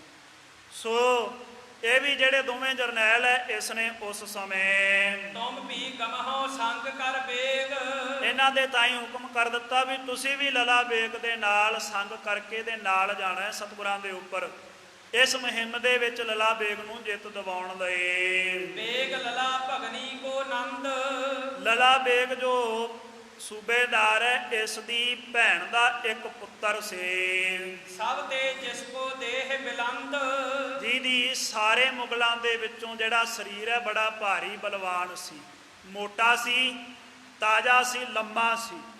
ਇਹ ਸਰੀਰ ਕਰਕੇ ਦੀ ਢੀਲ ਦਰਾਜ ਜਿਹੜੀ ਇਹ ਸਾਰੇ ਮੁਗਲਾਂ ਦੇ ਵਿੱਚੋਂ ਅਤਿਅੰਤ ਭਿਆਨਕ ਨਜ਼ਰ ਆਉਂਦਾ ਹੈ। ਇਹਦਾ ਭਣੇਵਾ ਹੈ ਲਲਾ ਬੇਗ ਦਾ ਸਕਾ। ਬੱਕਰਾ ਇੱਕ ਹਲਾਲ ਕਰ ਖਾਵੇ। ਕਹਿੰਦੇ ਏਡਾ ਭਾਰੀ ਸਰੀਰ ਹੈ ਔਰ ਏਡਾ ਬਲੀ ਹੈ, ਇੱਕ ਸਾਫਤਾ ਬੱਕਰਾ ਹਲਾਲ ਕਰਕੇ ਕੱਲਾ ਹੀ ਖਾ ਜਾਂਦਾ ਹੈ, ਕਿਸੇ ਨੂੰ ਹਿੱਸੇਦਾਰ ਨਹੀਂ ਪਾਉਂਦਾ ਵਿੱਚ। ਸੋ ਆਮ ਦਰਮਿਆਨੇ ਜਿਹੜੇ ਬੱਕਰੇ ਹੁੰਦੇ ਉਹਨਾਂ ਦਾ ਵੀ ਤਕਰੀਬਨ 26 ਕਿਲੋ ਵਜ਼ਨ ਹੁੰਦਾ ਪੁਰਾਣੇ ਸਮਿਆਂ 'ਚ, ਕਿਉਂਕਿ ਦੇਸੀ ਪਹਾੜੀਆਂ ਬੱਕਰੀਆਂ ਹੁੰਦੀਆਂ ਸੀ। ਉਹਨਾਂ ਦਾ ਵਜਨ ਕਿਸੇ ਦਾ ਹੁਣ ਤੇ ਬਹੁਤ ਸਾਰੀਆਂ ਕਿਸਮਾਂ ਦੀਆਂ ਬੱਕਰੀਆਂ ਜਿਹੜੀਆਂ ਆਪਾਂ ਵੇਖਦੇ ਇੱਧਰ ਆਪਣੇ ਏਸ਼ੀਆ ਦੇ ਵਿੱਚ, ਪਰ ਉਸ ਸਮੇਂ ਦੇਸੀ ਬੱਕਰੀਆਂ ਹੀ ਹੁੰਦੀਆਂ ਸੀ। ਪਹਾੜੀਆਂ 20 ਕਿਲੋ ਤੋਂ ਘੱਟ ਤੇ ਕਿਸੇ ਦਾ ਸਰੀਰ ਹੁੰਦਾ ਹੀ ਨਹੀਂ ਸੀ। ਔਰ ਮੰਨ ਕੇ ਚੱਲੋ ਦਰਮਿਆਨੀ ਦਾ ਵੀ 25-26 ਕਿਲੋ ਹੁੰਦਾ ਹੀ ਸੀ। ਸਵੇ ਵੇਖ ਕੇ ਵੀ ਫਿਰ ਤਾਜ਼ਾ ਵਧੀਆ ਗੋਸ਼ਤ, ਭਾਰੀ ਗੋਸ਼ਤ ਵਾਲਾ ਬੱਕਰਾ ਲਿਆਉਂਦੇ ਸੀ। ਮਾੜਾ ਕਿਹੜਾ ਪਸੰਦ ਆਉਂਦਾ ਸੀ। ਏਡੇ ਵੱਡੇ ਸੂਬੇਦਾਰ ਸੀ ਬਾਦਸ਼ਾਹ ਸ਼ਾਹਜਹਾਂ ਦੇ, ਔਰ ਏਡੇ ਵੱਡੇ ਸੂਰਮੇ ਸੀ। ਖੁਸ਼ੀ ਸੀ ਇਹਨਾਂ ਤੇ ਬਾਦਸ਼ਾਹ ਦੀ। ਸੋ ਕਹਿੰਦੇ ਐਡਾ ਬਲੀ ਹੈ, ਐਡਾ ਜ਼ੋਰਾਵਰ ਹੈ, ਐਡਾ ਤਕੜੀ ਦੇਹ ਹੈ ਇਸ ਦੀ, ਇੰਨਾ ਮਾਸ ਇਕੱਠਾ ਇਕੱਲਾ ਹੀ ਖਾ ਜਾਂਦਾ ਇੱਕੇ ਵੇਰ ਦੇ ਵਿੱਚ। ਇਤਿਕ ਅੰਨ ਜੁਤ ਤਬ ਤ੍ਰਿਪਤਾਵੈ। ਫਿਰ ਕਹਿੰਦੇ ਇੱਕ ਬੱਕਰਾ ਖਾ ਕੇ ਵੀ ਨਹੀਂ ਰੱਜਦਾ, ਨਾਲ ਹੋਰ ਵੀ ਖੁਰਾਕ ਖਾਂਦਾ ਹੈ। ਅੰਨ ਤੇ ਆਦਿਕ ਖਾ ਕੇ ਫਿਰ ਕਿਤੇ ਰੱਜਦਾ ਹੈ, ਇਸ ਦਾ ਪੇਟ ਭਰਦਾ ਹੈ। ਲਗ ਘਟਕਾ ਸਮ ਸਿਰ ਜਿਸ ਕੇਰਾ। ਕਹਿੰਦੇ ਜਿਸ ਦਾ ਸਿਰ ਹੈ ਜਿਹੜਾ ਐਡਾ ਵੱਡਾ ਨਜ਼ਰ ਆਉਂਦਾ ਹੈ ਧੜ ਦੇ ਉੱਪਰ, ਜਿਵੇਂ ਕੋਈ ਛੋਟਾ ਘੜਾ ਹੀ ਮੁੱਦਾ ਮਾਰਿਆ ਹੋਵੇ ਇਸ ਦੇ ਧੜ ਤੇ, ਐਡਾ ਆਕਾਰ ਹੈ ਇਸ ਦੇ ਸਿਰ ਦਾ। ਸਭ ਮਹਿ ਗਿਨੀਅਤ ਓਜ ਵਡੇਰਾ। ਔਰ ਸਾਰੇ ਮੁਗਲਾਂ ਦੇ ਵਿੱਚੋਂ ਉਸ ਸਮੇਂ ਇਸ ਦਾ ਜਿਹੜਾ ਬਲ ਹੈ ਸਭ ਨਾਲੋਂ ਵੱਧ ਗਿਣਿਆ ਜਾਂਦਾ ਸੀ। ਕਹੇ ਰਜਤ ਪਣ ਹਰਫ ਮਿਟਾਵੈ। ਇਹ ਚਾਂਦੀ ਦੇ ਬਣੇ ਹੋਏ ਸਿੱਕਿਆਂ ਨੂੰ ਆਪਣੇ ਹੱਥ ਵਿੱਚ ਫੜ ਕਰਕੇ ਉਹਨਾਂ ਦੇ ਉੱਪਰ ਉਕੇਰੀਆਂ ਹੋਈਆਂ ਜਿਹੜੀਆਂ ਕਲਮਾਂ ਸੀ ਨਾ, ਅੱਖਰ ਲਿਖੇ ਹੁੰਦੇ ਸੀ ਜਿਹੜੇ, ਉਹਨਾਂ ਨੂੰ ਹੱਥ ਵਿੱਚ ਪਕੜ ਕੇ ਮਸਲ ਕੇ ਮਿਟਾ ਦਿੰਦਾ ਸੀ। ਮਰਦਨ ਕਰਕੇ, ਮਸਲ ਕਰਕੇ, ਹੱਥਾਂ ਵਿੱਚ ਫੜ ਕੇ ਮਸਲ ਕਰਕੇ ਸਿੱਕੇ ਦੇ ਤਾਈ ਉਹਨਾਂ ਦੇ ਉੱਪਰ ਲਿਖੇ ਹੋਏ ਅੱਖਰਾਂ ਨੂੰ ਮਿਟਾ ਦਿੰਦਾ ਹੈ, ਖਤਮ ਕਰ ਦਿੰਦਾ ਹੈ। ਸਿਪਰ ਚੀਰ ਕਰ ਦੋਏ ਬਿਨਾਵੈ। ਔਰ ਢਾਲੇ ਨੂੰ ਪਕੜ ਕੇ ਆਪਣੇ ਦੋਵਾਂ ਹੱਥਾਂ ਦੇ ਵਿੱਚ ਕੱਪੜੇ ਦੀ ਨਿਆਈ ਵਿਚਾਲਿਓਂ ਪਾੜ ਕੇ ਦੋ ਹਿੱਸਿਆਂ ਵਿੱਚ ਵੰਡ ਦਿੰਦਾ। ਪਾੜ ਕੇ ਦੋ ਹਿੱਸਿਆਂ ਵਿੱਚ ਵੰਡ ਦਿੰਦਾ, ਮਰੋੜਦਾ ਨਹੀਂ ਹੈ, ਚੀਰ ਦਿੰਦਾ ਵਿਚਾਲਿਓਂ ਹੀ ਪਕੜ ਕਰਕੇ ਢਾਲੇ ਦੇ ਤਾਈਂ। ਜਿੰਨਾ ਮਰਜ਼ੀ ਮਜ਼ਬੂਤ ਢਾਲਾ ਹੋਵੇ ਇਸ ਤਰੀਕੇ ਦੇ ਨਾਲ ਚੀਰ ਦਿੰਦਾ, ਇੰਨਾ ਬਲਵਾਨ ਹੈ ਜੇ। ਇਤੇ ਆਦਿਕ ਬਲ ਜਿਸ ਮਾਹੀ। ਇਤੇ ਆਦਿਕ ਹੋਰ ਵੀ ਬਹੁਤ ਸਾਰੀਆਂ ਕਹਿੰਦੇ ਇਸ ਦੀ ਜ਼ੋਰ ਦੀਆਂ ਗੱਲਾਂ ਜਿਹੜੀਆਂ ਪ੍ਰਸਿੱਧ ਹਨ। ਇਸ ਦੇ ਤਾਈਂ ਬੜਾ ਬਲੀ ਹੈ, ਬੜਾ ਬਲਵਾਨ ਹੈ। ਹਜ਼ਰਤ ਕਹਿਓ ਹੇਰ ਕਰ ਤਾਹੀ। ਇਸ ਨੂੰ ਵੀ ਪਾਸ ਖੜੇ ਹੋਏ ਨੂੰ ਵੇਖਿਆ ਬਾਦਸ਼ਾਹ ਸ਼ਾਹਜਹਾਂ ਨੇ ਇਸ ਲਲਾ ਬੇਗ ਦੇ ਭਣੇਵੇਂ ਦੇ ਤਾਈਂ। ਤੂੰ ਮਾਤੁਲ ਕੇ ਸੰਗ ਸਿਧਾਰੋ। ਕਹਿਣ ਲੱਗਾ ਤੂੰ ਆਪਣੇ ਮਾਮੇ ਦੇ ਨਾਲ ਜਾਣਾ ਇਸ ਮੁਹਿੰਮ ਤੇ, ਇਹ ਜੰਗ ਲੜਨ ਦੇ ਵਾਸਤੇ ਤੂੰ ਵੀ ਨਾਲ ਚਲਿਆ ਜਾ। ਢੀਲ ਦਰਾਜ ਗੁਰੂ ਕਹਿ ਮਾਰੋ। ਕਿਉਂਕਿ ਮੈਂ ਸੁਣਿਆ ਕਿ ਗੁਰੂ ਹਰਗੋਬਿੰਦ ਸਾਹਿਬ ਜੀ ਦਾ ਸਰੀਰ ਵੀ ਢੀਲ ਦਰਾਜ ਦੇ ਵਿੱਚ ਬਹੁਤ ਭਾਰੀ ਬੁਲੰਦ ਹੈ, ਬੜੀ ਹੈ। ਗਰੀਬ ਨਵਾਜ ਸੱਚੇ ਪਾਤਸ਼ਾਹ ਦੀ ਕੱਦ ਕਾਠੀ ਵੀ ਬਹੁਤ ਸੀ, ਸਰੀਰ ਬਲਵਾਨ ਵੀ ਬਹੁਤ ਸੀ। ਇਤਿਹਾਸ ਦੇ ਵਿੱਚ ਜ਼ਿਕਰ ਹੈ ਗਰੀਬ ਨਵਾਜ ਸੱਚੇ ਪਾਤਸ਼ਾਹ ਜੀ ਦੀ ਚੋਲੇ ਦੀ ਬਾਂਹ ਜਿਹੜੀ ਉਹ ਅਜੇ ਵੀ ਆਪਾਂ ਦਰਸ਼ਨ ਕਰ ਸਕਦੇ ਹਾਂ, 42 ਇੰਚ ਦੀ ਹੈ ਲੰਬਾਈ ਚੋਲੇ ਦੀ ਬਾਂਹ ਦੀ। ਗਰੀਬ ਨਵਾਜ ਸੱਚੇ ਪਾਤਸ਼ਾਹ ਦੀਆਂ ਬਾਹਾਂ ਬਾਜੂ ਇੰਨੀਆਂ ਲੰਮੀਆਂ ਸਨ। ਅੱਜ ਦੇ ਸਮੇਂ ਮੈਨੂੰ ਲੱਗਦਾ ਕਿਸੇ ਦੇ ਪਜਾਮੇ ਦੀ 42 ਇੰਚ ਦੀ ਨਹੀਂ ਲੰਬਾਈ ਹੁੰਦੀ, ਘੱਟ ਰਹਿ ਜਾਂਦੀ ਹੈ। ਗਰੀਬ ਨਵਾਜ ਸੱਚੇ ਪਾਤਸ਼ਾਹ ਦੇ ਕਰ ਕਮਲਾਂ ਦੀ ਬਾਜੂਆਂ ਦੀ ਇੰਨੀ ਲੰਬਾਈ ਸੀ। ਔਰ ਇਤਿਹਾਸ ਵਿੱਚ ਜ਼ਿਕਰ ਹੈ ਕਹਿੰਦੇ 22 ਚੱਪੇ ਗਰਦਨ ਸੀ ਗਰੀਬ ਨਵਾਜ ਸੱਚੇ ਪਾਤਸ਼ਾਹ ਮਹਾਰਾਜ ਦੀ। ਔਰ ਹੋਰ ਵੀ ਗਰੀਬ ਨਵਾਜ ਸੱਚੇ ਪਾਤਸ਼ਾਹ ਦੇ ਸਰੀਰ ਦੇ ਪਰਥਾਏ ਇਤਿਹਾਸ ਦੇ ਵਿੱਚ ਬਹੁਤ ਲੰਮਾ ਚੌੜਾ ਜ਼ਿਕਰ ਹੈ। ਬੜਾ ਬੜੀ ਸਰੀਰ ਸੀ ਸਤਿਗੁਰੂ ਸੱਚੇ ਪਾਤਸ਼ਾਹ ਮਹਾਰਾਜ ਜੀ ਦਾ। ਇਹ ਕਹਿਣ ਲੱਗਾ ਮੈਂ ਸੁਣਿਆ ਸਤਿਗੁਰਾਂ ਦੇ ਤਾਈਂ, ਸਤਿਗੁਰਾਂ ਦੇ ਬਲ ਦੇ ਤਾਈਂ, ਉਹਨਾਂ ਦੀ ਢੀਲ ਦਰਾਜ ਦੇ ਤਾਈਂ, ਸੋ ਤੂੰ ਸਤਿਗੁਰਾਂ ਦੇ ਮੁਕਾਬਲੇ ਦਾ ਹੈ, ਤੇਰੇ ਵਿੱਚ ਵੀ ਬੜਾ ਬਲ ਹੈ, ਤੂੰ ਵੀ ਮੋਟਾ ਤਾਜ਼ਾ ਲੰਮਾ ਚੌੜਾ ਬਹੁਤ ਹੈ ਔਰ ਬਲੀ ਵੀ ਬਹੁਤ ਹੈ, ਇਉਂ ਸਤਿਗੁਰੂ ਵੀ ਬਹੁਤ ਬਲੀ ਹੈ।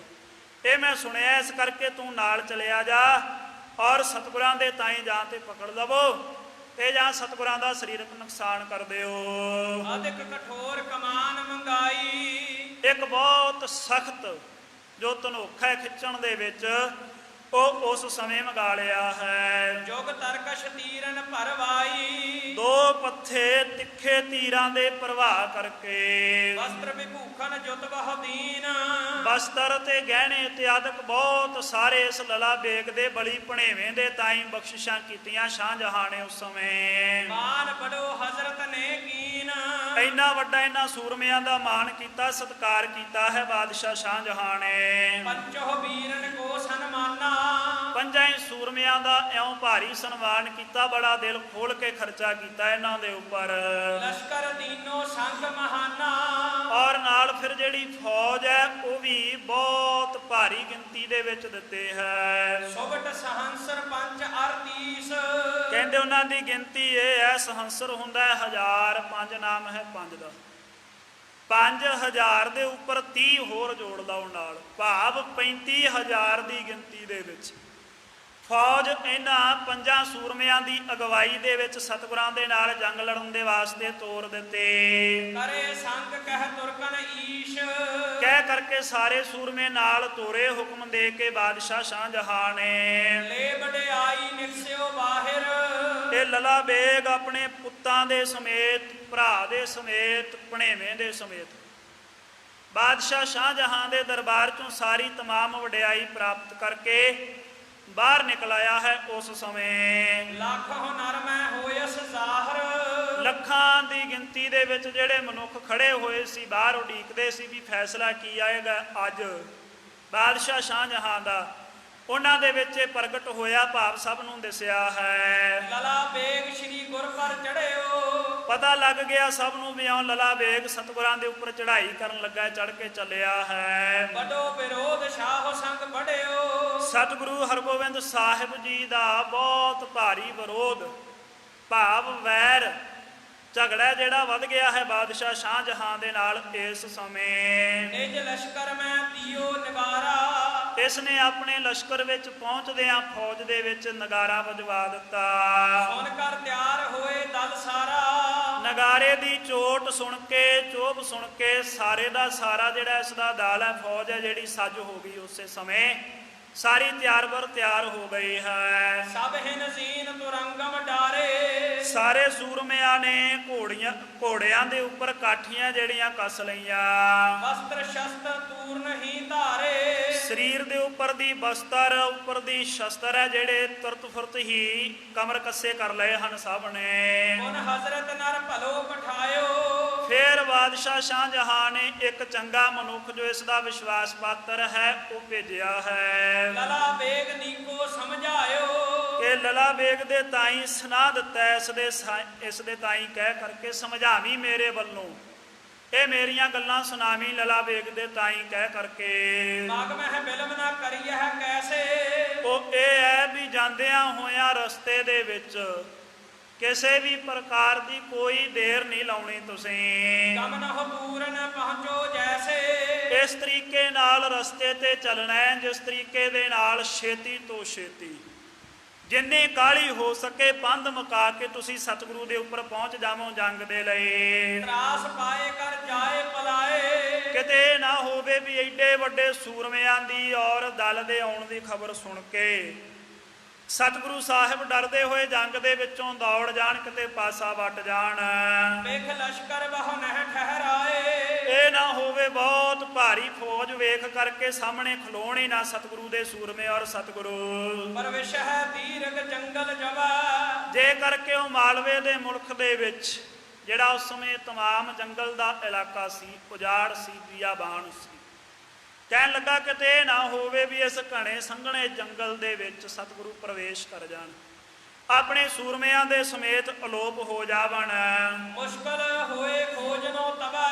ਜੇ ਕਰਕੇ ਇਉਂ ਹੋ ਗਿਆ, ਜੰਗਲ ਦੇ ਵਿੱਚ ਪ੍ਰਵੇਸ਼ ਕਰ ਗਏ, ਛੁਪ ਗਏ, ਉਹਨਾਂ ਨੂੰ ਲੱਭਣਾ ਜਿਹੜਾ ਬਹੁਤ ਭਾਰੀ ਮੁਸ਼ਕਲ ਹੋ ਜਾਏਗਾ, ਲੱਭ ਨਹੀਂ ਸਕਣਗੇ। ਨਹਿ ਜਹ ਜਲ ਤਹਿ ਦਲ ਨਹਿ ਜਾਏ। ਇਹ ਵੀ ਖਿਆਲ ਰੱਖਣਾ, ਇਹ ਨਾ ਹੋਵੇ ਵੀ ਜਿੱਥੇ ਪਾਣੀ ਦੀ ਵਿਵਸਥਾ ਨਾ ਹੋਵੇ ਦਲ ਕਿਤੇ ਉੱਥੇ ਪਹੁੰਚ ਜਾਵੇ ਉਹਨਾਂ ਦਾ, ਇਹ ਵੀ ਨਹੀਂ ਹੋਣੀ ਚਾਹੀਦੀ। ਇਹ ਵੀ ਖੇਡ ਆਪਾਂ ਉਸ ਜਗ੍ਹਾ ਤੇ ਜੰਗ ਲੜਨੀ ਆ ਜਿੱਥੇ ਪਾਣੀ ਆਮ ਹੋਵੇ, ਆਪਣੀ ਫੌਜ ਦੇ ਵੀ ਕੰਮ ਆਵੇ। ਬਨਹਿ ਮਵਾਸ ਕਹੂੰ ਸਰ ਪਾਏ। ਔਰ ਜੇ ਕਿਤੇ ਐਸੀ ਜਗ੍ਹਾ ਤੇ ਪਹੁੰਚ ਗਏ ਨਾ ਵੀ ਜਿੱਥੇ ਕਿਤੇ ਤਲਾਅ ਦੇ ਕੰਢੇ, ਕਿਸੇ ਢਾਬ ਦੇ ਕੰਢੇ ਜਿੱਥੇ ਪਾਣੀ ਨਾ ਹੋਇਆ, ਉਹਨਾਂ ਨੇ ਕਬਜ਼ਾ ਕਰ ਲਿਆ, ਉਹ ਫਿਰ ਉਹਨਾਂ ਵਾਸਤੇ ਕਿਲਾ ਬਣ ਜਾਏਗਾ।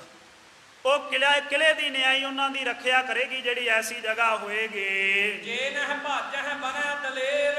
ਜੇ ਕਰਕੇ ਉਹ ਨਾ ਭੱਜੇ, ਸਾਹਮਣੇ ਉਹ ਦਲੇਰ ਬਣ ਕੇ, ਸੂਰਮੇ ਬਣ ਕੇ ਖੜ ਗਏ ਜੰਗ ਦੇ ਵਿੱਚ। ਤੁਮਰੇ ਪਹੁੰਚਨ ਮਹਿ ਹੋਏ ਦੇਰ।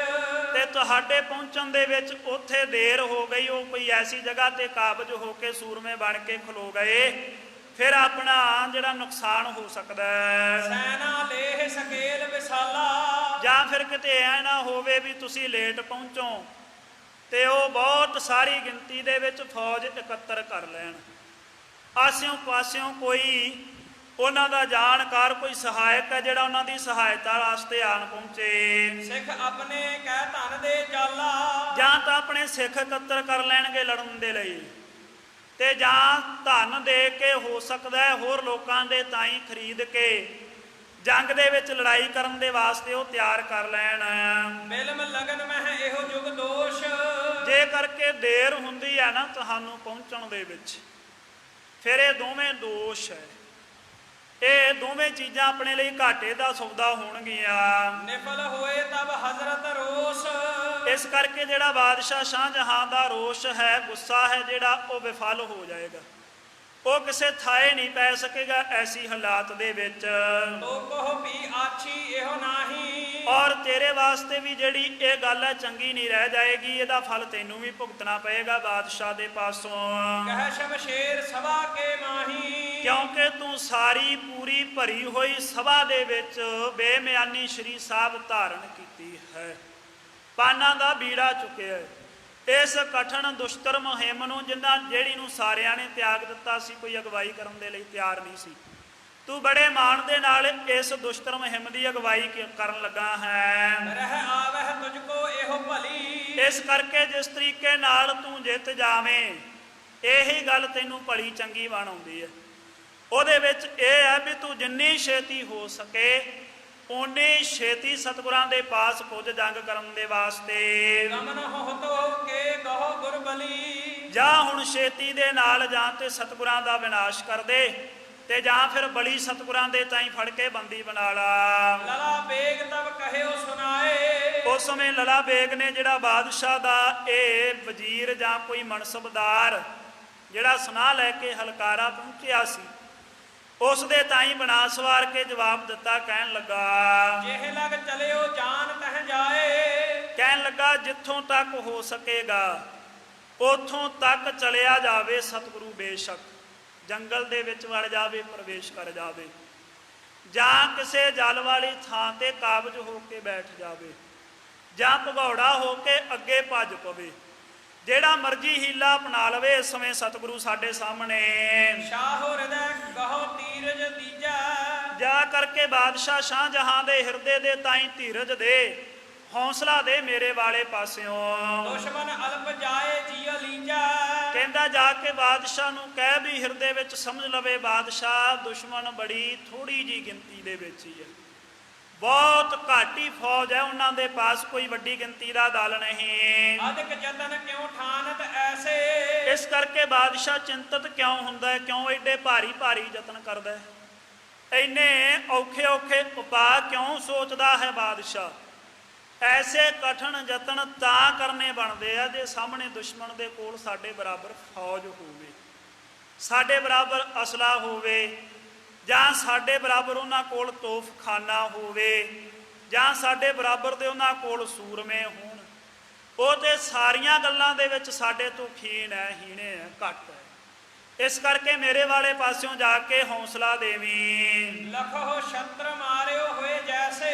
ਕਹਿੰਦੇ ਸਮਝ ਲਵੋ ਵੀ ਮੈਂ ਚੜ੍ਹਾਈ ਕੀਤੀ ਹੈ, ਬਾਦਸ਼ਾਹ ਨਿਸ਼ਚਿੰਤ ਹੋ ਜਾਵੇ, ਇਉਂ ਸੋਚ ਲਵੇ ਵੀ ਲਲਾ ਬੇਗ ਨੇ ਵੈਰੀ ਮਾਰ ਦਿੱਤਾ, ਇਉਂ ਸਮਝ ਕੇ ਨਿਸ਼ਚਿੰਤ ਹੋ ਕੇ ਬੈਠ ਜਾਵੇ। ਬੇਸ਼ੱਕ ਅਜੇ ਮੁਕਾਬਲਾ ਨਹੀਂ ਹੋਇਆ, ਮੈਂ ਤੁਰਿਆ ਨਹੀਂ ਲੈ ਕੇ ਫੌਜ, ਪਰ ਫਿਰ ਵੀ ਮੈਂ ਜੰਗ ਦੀ ਤਿਆਰੀ ਵੇਖ ਕੇ ਕਹਿ ਦਿੰਦਾ ਵੀ ਮੈਂ ਸਤਿਗੁਰਾਂ ਨੂੰ ਮਾਰ ਲਿਆ, ਵਿਨਾਸ਼ ਕਰਤਾ, ਮੈਂ ਜਿੱਤ ਲਿਆ ਸਤਿਗੁਰਾਂ ਨੂੰ। ਇਹ ਗੱਲ ਸੋਚ ਲਵੇ, ਸੋਚ ਕੇ ਤਸੱਲੀ ਦਵੇ, ਆਪਣੇ ਮਨ ਨੂੰ ਹੌਸਲਾ ਰੱਖੇ, ਬਾਦਸ਼ਾਹ ਡਲਾਵੇ ਨਾ ਕਿਸੇ ਪ੍ਰਕਾਰ ਵੇ। ਨੀਤੀ ਚੰਮੂ ਗਨ ਮੈਂ ਲੈ ਸੰਗ। ਇੰਨੀ ਭਾਰੀ ਗਿਣਤੀ ਦੇ ਵਿੱਚ ਫੌਜ ਨੂੰ ਮੈਂ ਨਾਲ ਲੈ ਕਰਕੇ ਚੱਲਿਆ ਹਾਂ। ਦੁਰਗਮ ਵਾਸੇ ਕਰਹੁ ਭੰਗ। ਜੇ ਕੋਈ ਮੇਰੇ ਸਾਹਮਣੇ ਇੰਨੀ ਫੌਜ ਹੁੰਦਿਆਂ ਪੱਕਾ ਕਿਲਾ ਵੀ ਹੋਵੇ ਨਾ, ਮਵਾਸੇ ਦਿੜ ਉੱਚਾ ਹੋਵੇ ਕਿਲਾ। ਇੱਕ ਪੁਰਾਣੀਆਂ ਕਿਲੀਆਂ ਹੁੰਦੀਆਂ ਸੀ ਛੋਟੀਆਂ ਛੋਟੀਆਂ, ਇੱਕ ਕਿਲੇ ਹੁੰਦੇ ਸੀ ਮਵਾਸ ਉੱਚੇ ਉੱਚੇ ਤੇ ਬੜੇ ਮਜ਼ਬੂਤ ਪੱਕੇ, ਜਿਨ੍ਹਾਂ ਕਿਲਿਆਂ ਵਿੱਚ ਰਾਜਿਆਂ ਦੀ ਪੱਕੀ ਰਿਹਾਇਸ਼ ਹੁੰਦੀ ਸੀ। ਉਹ ਇਸ ਤਰੀਕੇ ਨਾਲ ਬਣਾਏ ਜਾਂਦੇ ਸੀ ਵੀ ਜਿਵੇਂ ਦੁਸ਼ਮਣ ਉਹਨਾਂ ਨੂੰ ਤੋੜ ਹੀ ਨਾ ਸਕਣ ਕਿਸੇ ਤਰੀਕੇ। ਇੱਕ ਇਹ ਖਿਆਲ ਰੱਖਿਆ ਜਾਂਦਾ ਸੀ ਵੀ ਤੋੜ ਨਾ ਸਕਣ।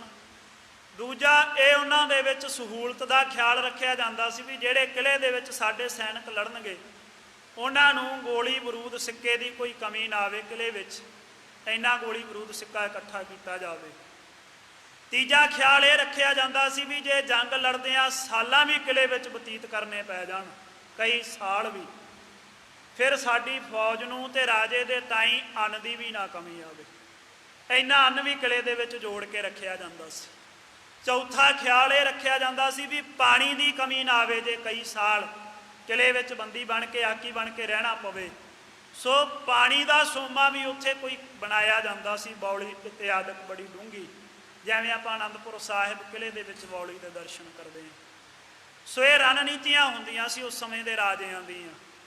ਉਹਨੂੰ ਮਵਾਸ ਕਿਹਾ ਜਾਂਦਾ ਸੀ, ਜਿਹਦੇ ਵਿੱਚ ਸਾਰੀਆਂ ਸਹੂਲਤਾਂ ਹੁੰਦੀਆਂ ਸੀ। ਐਸੇ ਮਜ਼ਬੂਤ ਕਿਲ੍ਹੇ ਨੂੰ ਇੱਕ ਛੋਟੇ ਛੋਟੇ ਕਿਲ੍ਹੇ ਬਣਾਏ ਹੁੰਦੇ ਸੀ, ਜਿਵੇਂ ਅਨੰਦਪੁਰ ਸਾਹਿਬ ਦੇ 4 ਚੁਫੇਰੇ ਗਰੀਬ ਨਵਾਜ ਨੇ ਛੋਟੇ ਛੋਟੇ ਕਿਲ੍ਹੇ ਬਣਾਏ ਸਨ। ਤਾਰਾਗੜ੍ਹ ਹੈ, ਲੋਹਗੜ੍ਹ ਕਿਲ੍ਹਾ ਜਿੱਥੇ ਭਾਈ ਬਚਿੱਤਰ ਸਿੰਘ ਨੇ ਹਾਥੀ ਦੇ ਨਾਲ ਮੁਕਾਬਲਾ ਕੀਤਾ, ਉਹ ਕੇਵਲ ਫੌਜ ਨੂੰ ਨਗਰ ਦੇ ਵਿੱਚੋਂ ਬਾਹਰ ਰੋਕਣ ਦੇ ਵਾਸਤੇ ਬਣਾਏ ਹੁੰਦੇ ਸੀ ਕਿ ਪ੍ਰਵੇਸ਼ ਨਾ ਕਰ ਸਕੇ। ਸਾਡੇ ਫੌਜ ਜਿਹੜੀ ਹੈ, ਸੂਰਮੇ ਸਾਡੇ, ਉਹ ਇੱਥੋਂ ਓਟ ਦੇ ਵਿੱਚ, ਆਸਰੇ ਦੇ ਵਿੱਚ, ਓਲੇ ਦੇ ਵਿੱਚ ਲੜ ਕੇ ਦੁਸ਼ਮਣ ਨੂੰ ਬਾਹਰ ਹੀ ਰੋਕ ਲੈਣ। ਉਹ ਇਸ ਮਨੋਰਥ ਨਾਲ ਬਣਾਏ ਜਾਂਦੇ ਸੀ।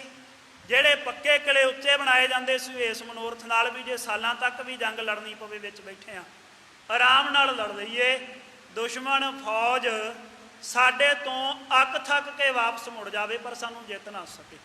ਜਿਵੇਂ ਅਨੰਦਪੁਰ ਸਾਹਿਬ ਦੇ ਚੁਫੇਰੇ ਮੁਗਲ ਫੌਜ ਨੇ ਘੇਰਾ ਕੀਤਾ ਸੀ, ਪਹਾੜੀਏ ਵੀ ਨਾਲ ਸੀ, ਕਿੰਨਾ ਸਮਾਂ ਘੇਰਾਬੰਦੀ ਕਰਕੇ ਰੱਖੀ ਪਰ ਜਿੱਤ ਨਹੀਂ ਸਕੇ ਕਿਲ੍ਹੇ ਨੂੰ। ਮਹਾਰਾਜ ਸਾਹਿਬ ਦੇ ਤਾਈਂ ਫਤਿਹ ਨਾ ਕਰ ਸਕੇ। ਫਿਰ ਇਹਨਾਂ ਨੇ ਝੂਠੀਆਂ ਸਹੁੰਆਂ ਖਾਧੀਆਂ, ਮੁਸਲਮਾਨਾਂ ਨੇ ਕੁਰਾਨ ਸ਼ਰੀਫ ਦੀਆਂ, ਹਿੰਦੂ ਰਾਜਿਆਂ ਨੇ ਗਾਂ ਬਣਾ ਕੇ ਆਟੇ ਦੀ ਉਹਦੀਆਂ ਸਹੁੰਆਂ ਖਾਧੀਆਂ ਵੀ ਮਹਾਰਾਜ ਸਾਡੀ ਇੱਜ਼ਤ ਦਾ ਸਵਾਲ ਹੈ, ਇੱਕ ਵਾਰੀ ਕਿਲ੍ਹਾ ਛੱਡ ਦਿਓ, ਫਿਰ ਬਾਅਦ ਦੇ ਵਿੱਚ ਆ ਕੇ ਕਿਲ੍ਹੇ ਦੇ ਵਿੱਚ ਤੁਸੀਂ ਵਸ ਜਾਣਾ, ਅਸੀਂ ਛੱਡ ਦਿਆਂਗੇ। ਇੱਕ ਵਾਰੀ ਕਿਲ੍ਹਾ ਛੱਡ ਦਿਓ, ਸਾਡੀ ਹਾਸੋਹੀਣੀ ਨਾ ਹੋਵੇ ਸੰਸਾਰ ਵਿੱਚ। ਸੋ ਇਹ ਉਹਨਾਂ ਦੂਰ ਅੰਦੇਸ਼ੀਆਂ ਨੂੰ ਵੇਖਦਿਆਂ ਹੋਇਆਂ ਪੱਕੇ ਮਵਾਸ ਕਿਲ੍ਹੇ ਬਣਾਏ ਜਾਂਦੇ ਸੀ।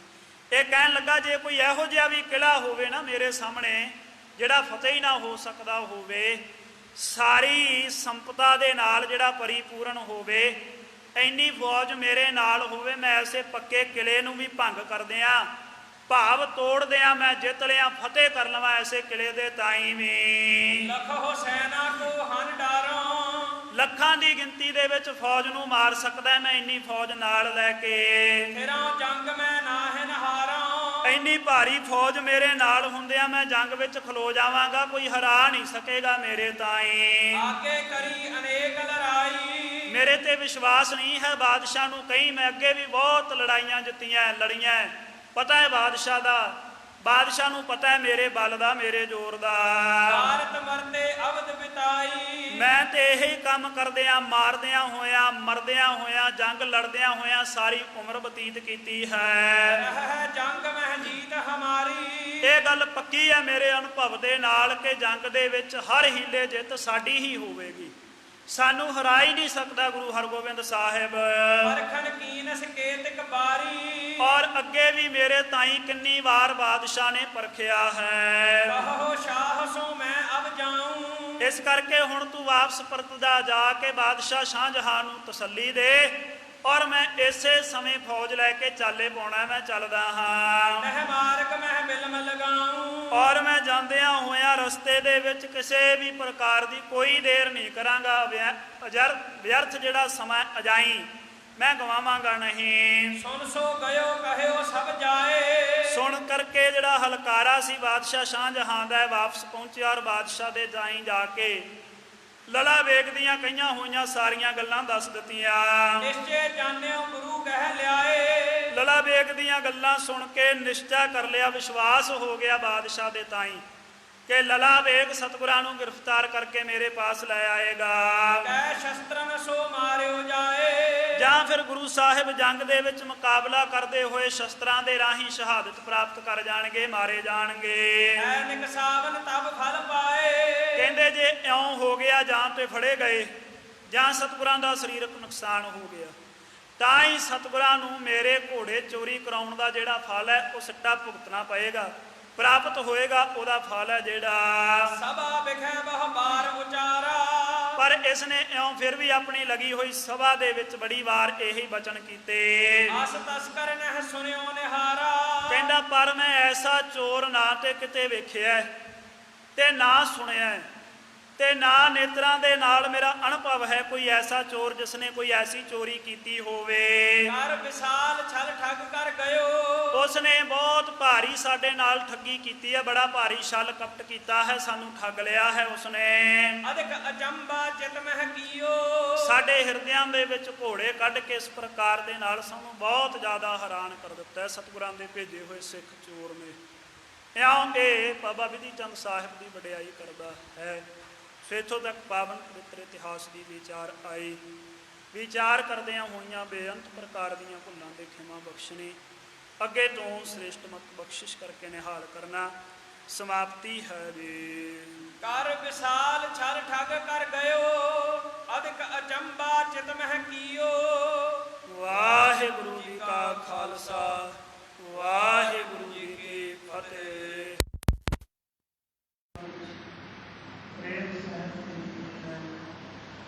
ਕੱਲ੍ਹ ਸ਼ਾਮ ਨੂੰ ਦੀਵਾਨਾਂ ਦਾ ਜੋ ਸਮਾਂ ਹੈ ਉਹ ਤਬਦੀਲ ਹੁੰਦੇ ਹੈ। ਸਵੇਰ ਦੇ ਦੀਵਾਨ ਪਹਿਲੇ ਸਮੇਂ ਦੇ ਮੁਤਾਬਕ ਸਿੱਖਣਗੇ ਔਰ ਸ਼ਾਮਾਂ ਦੇ ਵੇਲੇ ਤੋਂ ਜਿਹੜੇ ਦੀਵਾਨ ਹਨ ਉਹ ਸਾਧ ਸੰਗਤ ਨੂੰ ਸਮਾਂ ਤਬਦੀਲ ਹੋ ਜਾਏਗਾ। ਆਪ ਸੰਗਤਾਂ ਨੇ ਜਾਣਕਾਰੀ ਦੇ ਬੋਰਡ ਲਾ ਦਿੱਤਾ ਗਿਆ ਹੈ। ਬੋਰਡ ਨੂੰ ਪੜ੍ਹ ਕੇ ਸਮਾਂ ਨੂੰ ਪਾਲਣਾ ਕਰ ਲੀजिए। ਵਾਹਿਗੁਰੂ ਜੀ ਕਾ ਖਾਲਸਾ, ਵਾਹਿਗੁਰੂ ਜੀ ਕੀ ਫਤਿਹ। ਸਤਿਨਾਮ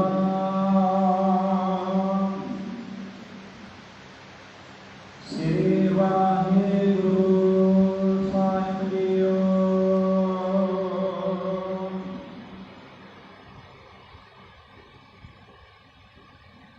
ਜੋ ਮੰਗੈ ਠਾਕੁਰ ਆਪਣੇ ਤੇ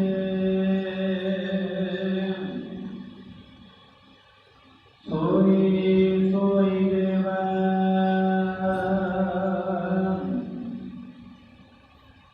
ਨਾਨਕ ਦਾਸ ਤੇ ਜੋ ਭੁਲੈ ਈਹਾ ਉਹਾ ਸਚ ਹੋਵੈ। ਸਤਿਨਾਮ ਸ੍ਰੀ ਵਾਹਿਗੁਰੂ ਸਾਹਿਬ ਜੀਓ। ਸੋਰਠ ਮਹੱਲਾ ਚੌਥਾ। ਆਪੇ ਕੰਡਾ ਆਪ ਰਾਜੇ ਪ੍ਰਭ ਆਪੇ ਤੋਲ ਬੁਲਾਇਆ। ਆਪੇ ਸਾਹੂ ਆਪੇ ਮਨ ਜਾਇਆ। ਆਪੇ ਵੰਡ ਕਰਾਇਆ।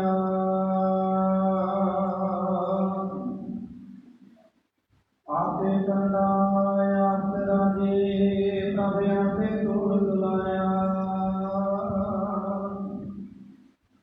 ਆਪੇ ਸਾਹੂ ਆਪੇ ਮਨ ਜਾਇਆ। ਆਪੇ ਵੰਡ ਕਰਾਇਆ। ਆਪੇ ਧਰਤੀ ਸਾਖੀਆਂ ਪਿਆਰੇ ਪਿਛੇ ਟੰਗ ਚੜਾਇਆ। ਮੇਰੇ ਮਨ ਹਰ ਹਰ ਧਿਆਏ ਸੁਖ ਪਾਇਆ। ਹਰ ਹਰ ਨਾਮ ਨਿਧਾਨ ਹੈ ਪਿਆਰਾ। ਗੁਰਪੁਰ ਹੈ ਮਿੱਠਾ ਲਾਇਆ। ਆਪੇ ਧਰਤੀ ਆਪ ਜਲ ਪਿਆਰਾ। ਆਪੇ ਕਰੇ ਕਰਾਇਆ। ਆਪੇ ਹੁਕਮ ਕਰਦਾ ਪਿਆਰਾ। ਜਲ ਮਾਟੀ ਬੰਦ ਰਖਾਇਆ। ਆਪੇ ਹੀ ਭਉ ਪਾਣੇ ਦਾ ਪਿਆਰਾ। ਬਨ ਬਕਰੀ ਸੀਹੋ ਹਟਾਇਆ। ਆਪੇ ਦਾਸ ਆਪ ਹਰ ਪਿਆਰਾ। ਵਿਕਾਸ ਅਗਨ ਰਖਾਇਆ। ਆਪੇ ਹੀ ਆਪ ਦਾ ਪਿਆਰਾ।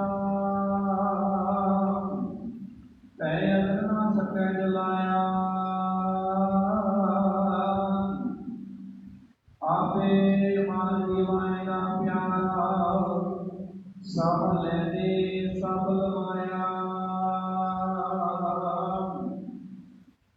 ਆਪੇ ਨਾਮ ਜੀਵਨ ਹੈ ਪਿਆਰਾ ਆਪੇ ਕਰੇ ਲਾਇਆ